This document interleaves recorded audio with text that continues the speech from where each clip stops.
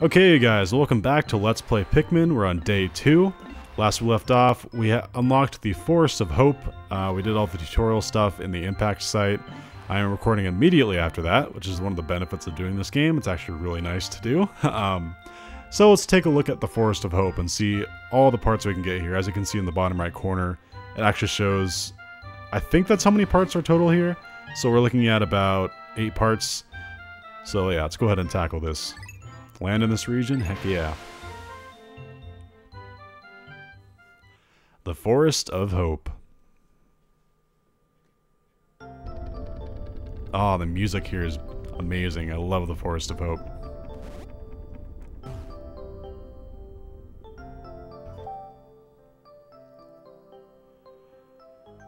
My dolphin has returned to the surface along with the Pikmin's onion. Being alone on this strange planet makes me somewhat uneasy, so I shall call the Pikmin out of the onion. All I need to do is stand in the light beneath the onion and press A. I mean, it sounds so easy, even a monkey could do it. I'll do it. Let's call all of them out. No reason not to. And let's immediately start by grabbing some pellets. I'm going to have some of these guys start working on the wall. By the way, Pikmin can destroy walls. That's one of the many useful things about them. It's pretty great. We have a yellow pellet over here. Wonder why it's yellow. Hint, hint. Won't say any more about that for now. Everyone else can continue working on the wall. I don't think there's any more pellets to get, so let's go ahead and take these guys out of the ground. You'll notice with the yellow pellet, you only get 1 versus the normal 2 you would get for a red pellet. That'll be explained later. Wait for this little guy to sprout.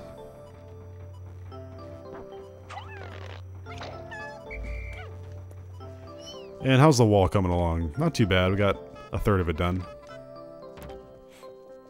Actually, I'm going to take a quick break with them over here. There's actually grass we can pull, and what comes out of the grass? Well, hopefully some nectar. Nectar will actually power up your Pikmin. Your Pikmin have growth cycles they have.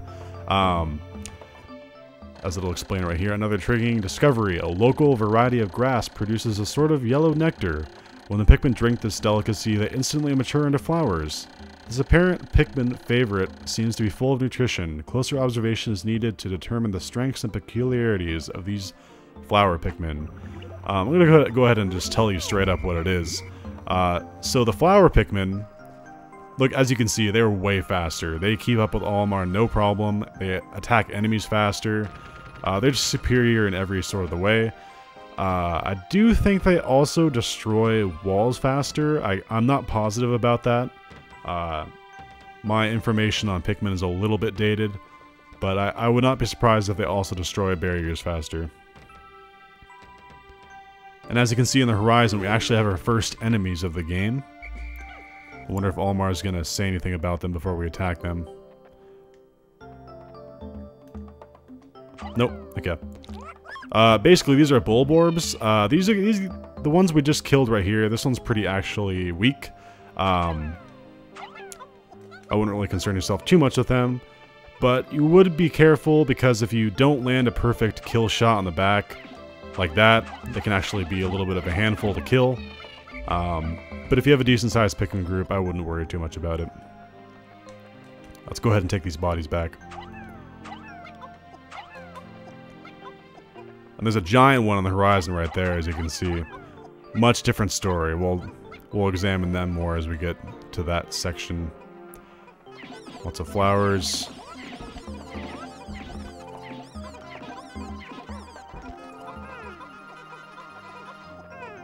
Okay, you guys gather with me.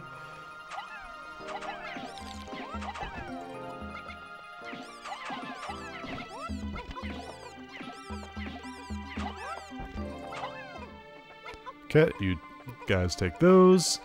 We should have a lot of Pikmin ready to sprout momentarily. Good thing we have more nectar over here. As you can tell, Pikmin is a sort of a real-time strategy, but not really. It's kind of its own unique thing, honestly. Strategy is the closest you could compare it to, though. You do manage resources and troops, so. Nice, we're up to 48 Pikmin. Pretty healthy number.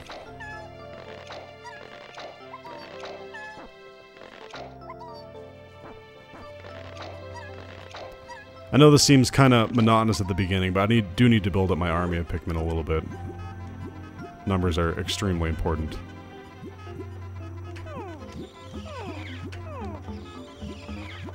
Okay, that should be good. I think we have all of the ones flowered. Now we have a lethal force of 48 Pikmin. Pretty beastly. Let's go ahead and see what this world has to offer. We got 2 Bulborbs over there and a giant Bulborb over there. Let's go ahead and try to take these guys out. Oh, one got bit. Okay, so as you saw, he tried to eat one of my Pikmin, but if you kill them fast enough, you actually don't have to worry about them killing the Pikmin. Very, very handy feature. Why? It's the Eternal Fuel Dynamo. It has an unlimited energy supply. I won't have to worry about saving electricity anymore. This will make my flight for survival a bit easier. How many does this need? 40. Okay, we have enough. Might as well bring this back now. You can take the pellet that this guy spat out. Why not? But yeah, just look at this game. Look at the water. The water still to this day is so like pleasing to me. The texture on it. It doesn't really do much justice on my recording because I have the image stretched and everything. But hopefully you guys get a decent idea. The water is just so beautiful, and easily one of the things that blew me away as a kid playing the game. Got the part back. Eternal Fuel Dynamo. This should light things up. Little pun there. No more candles for me. I have now recovered 2 of 30 parts. If I can find just 3 more, I should be able to increase my ship's capabilities. Yeah, so you get a new area every so often, depending on how many parts you get. As Olimar just said, we need 3 more to get the next area. We'll get there in due time. And I'm actually going to leave those Pikmin sprouted. I'll talk about why later. We have a bunch of things to do here. I could tackle the giant spotty Bulbor, but I think I might do that right now. So, with the C-stick, you can command your army to do this, to sort of like gather up. A strategy to kill these guys with that's very effective is to have them all rush behind and immediately just pile a bunch of damage on him. That's, to me, that's the best way to take them down. Works most of the time. You gotta be careful though. You gotta make sure your numbers are high enough. And if you saw some of the Pikmin that actually lost their flower and they're now a bulb Pikmin, or like a bud Pikmin, that's kind of the middle stage. It's above leaf but below flower. It's still pretty effective, and it's not a huge downgrade. You could say they were damaged and that's the reason that it happened, but the damage is relative. It's not like they actually are hurt. They just lose their upgrade.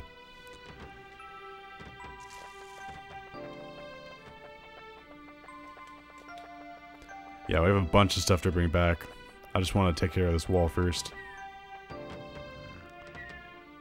So day 1 is already a success because we have a part. If we average a part a day, we're easily fine, but we're going to get more than a part a day, I guarantee you guys that. My clock indicated the coming of noon. From now on, I must pay close attention to the sun meter on my monitor and choose my actions accordingly. So, it is best for me to review my monitor's data. Yeah, just explaining everything that I've already said. Yeah, it's pretty self-explanatory, blah blah blah. Basically, we're at midday. Alright, so let's actually get some of these parts back, or not parts, resources I should say. This guy needs 10 to get back, he's a hefty boy. Here's one that needs 10 as well. Some of them are going toward the Bulborb. Come on. Be smart now.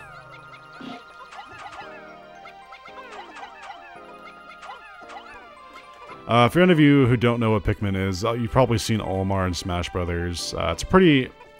I don't know if it's a popular franchise for Nintendo, but it's definitely got its crowd. If there's been 3 Pikmin games plus a DS one, I'd imagine that it's been decently successful, and that's a good thing.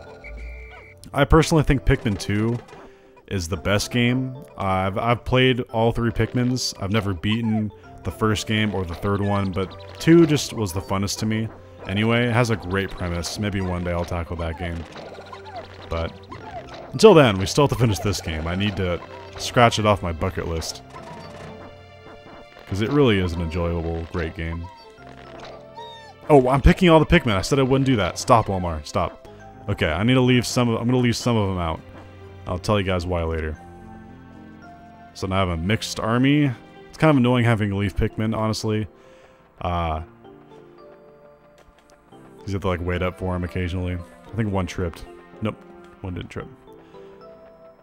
Our day is kind of winding down a little bit, but let's see if we can't get a few more things done. Stay out of the spotty Bulborb's range. Okay, yeah, sure, go ahead and... You cannibals. I didn't even tell them to attack those flowers, and they just destroyed them. And what is this? A yellow onion.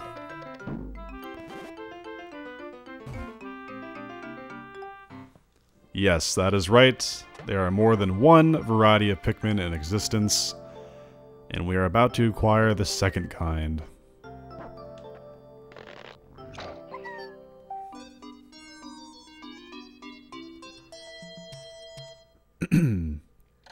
The color is different, but it seems to be a Pikmin nonetheless. First glance suggests this one has what, in some circles, would be considered very large ears. It looks like it may weigh less than the others. In what other ways might it be different from the red Pikmin? No matter, they are obviously quite similar, so I shall call this one a Pikmin as well. And then when you're holding the Pikmin, I believe you can change colors. Maybe that's not actually a feature in this game yet. I know if you disband them, it changes. No, you guys are savages. Stop it. Okay. This one's gonna bring it back to the yellow onion. They're all gonna try to mob him to take it. Pikmin in this game, they're not the smartest compared to the following Pikmin games. And what I mean by that is that the detection for what they deem worthy of actual tasks is a little bit iffy. When they're idle like this, they will attack anything that's close to them, pick up anything that's close to them. It's like that in Pikmin 2, but I feel like in Pikmin 1, it's especially noticeable. It's nothing that'll hinder our progress, though. It should be fine. So the rest of this day, I'm going to spend getting up the population for my yellows. We don't need to get it that high or anything. We don't have to worry about using them too much here.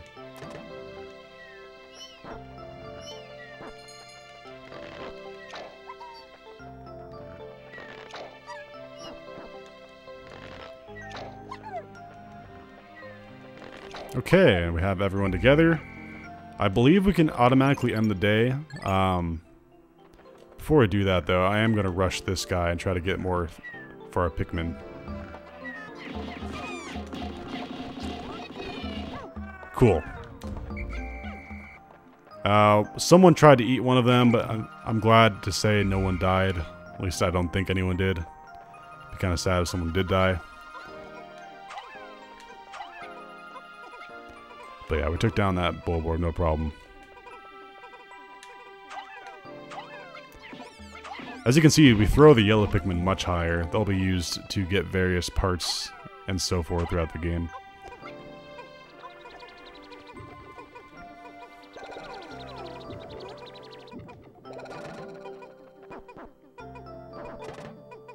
And I'm actually going to leave these yellow Pikmin sprouted as well. Talk about that more in day 3. I have made yet another Pikmin-related discovery. Just when I was about to exceed 100 Pikmin in the field, the onion stopped expelling seeds, yet the total number of Pikmin continued to climb. It seems that once there are 100 Pikmin in the field, subsequent seeds get stored inside the onion. Thus, no more than 100 Pikmin can be in the field at one time in any area. Yeah, so basically, he doesn't really explain it, but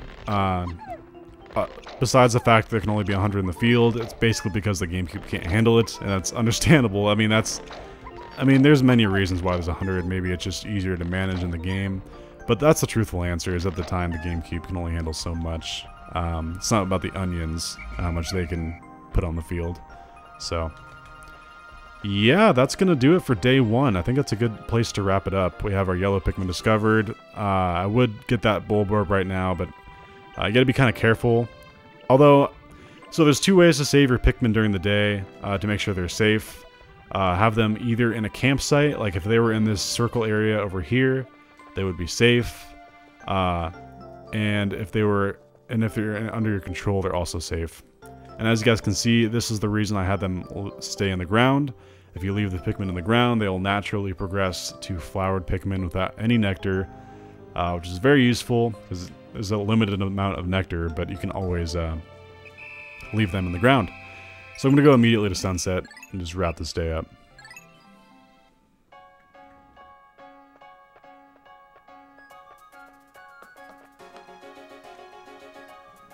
Disband Pikmin. I like how the yellow Pikmin just ran off into the wall, basically. Like, off camera.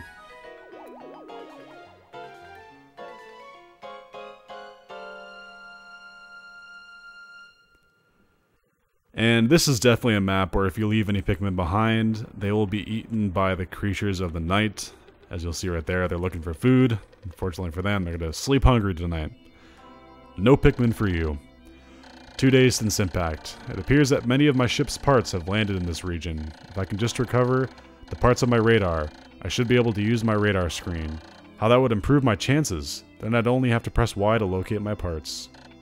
Yet, there seems to be many hostile life forms here. If I am attacked and my spacesuits take damage, I must return to my ship, stand in front and press A to make suit repairs. As I explore, I must pay attention to my suit's damage meter in the bottom left corner of the screen. And our population skyrocketed today, for the Reds anyway. For some reason, it says it went down at some point. Do you guys see that? Like, 2/3 of the way for the Reds? And I don't really get that. I don't think I lost any Pikmin. Oh wait, I lost 2 in battle. I guess 2 were eaten. I don't think that Bulbor ate any, but I guess he did. Wow, I lost Pikmin already on day 2. I suck. So yeah, that's day number 2 of Pikmin.